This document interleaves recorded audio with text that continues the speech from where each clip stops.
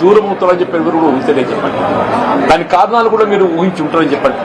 గత 20 మాసాలకి నేను ఏదైతే అంటే ఎదుర్కొంటున్నటువంటి ఒక మానసిక క్షోభ, రాజకీయ పరిస్థితులు అన్ని కూడా తట్టుకొని నిలబడ్డని చెప్పంటున్నాను. అయినప్పటికీ కూడా ఏదైతున్నదో ఇవాళ నేను తట్టుకొని నిలబడ్డా, కానీ రాష్ట్ర భవిష్యత్తు కూడా ప్రధానం అని చెప్పంటున్నాను. వీళ్ళ ఆనాడు ఏదైతే 2023 సాధారణ శాసనసభ ఎన్నికల్లో ఒక్కరికొకరు ఏముంటుందంటే ఇంకా మెరుగైన పాలన కావాలి, ఇంకా మాకేదో భవిష్యత్తు కావాలనుకుంటాం. ఆనాడేదైతే 10 సంవత్సరాల కేసీఆర్ పాలనలో తెలంగాణ సమాజానికి కల్పించినటువంటి యొక్క పరిష్కారాలు ఏదైతుందో, అభివృద్ధి ఉందో, ఇంకా మెరుగైన పాలన కావాలని చెప్పి కాంగ్రెస్ పార్టీ మరి మీరు పేర్కొనడం జరిగిందో దాన్ని ప్రజలు ఆకర్షితులైంది. కాంగ్రెస్ పార్టీకి అవకాశం కల్పించింది. కానీ రియల్లీ ఏదైతుందో నా అనుభవం చెప్పంటుంది.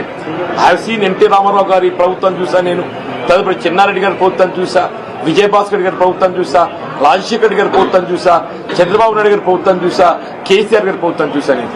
కానీ ఈ 2 సంవత్సరాల కాలంలోనే ఇవాళ అంటే 10 సంవత్సరాల్లో సాధించినటువంటి అభివృద్ధి సంక్షేమ ఫలాలు తిరోగమన దిశగా చెప్పండి.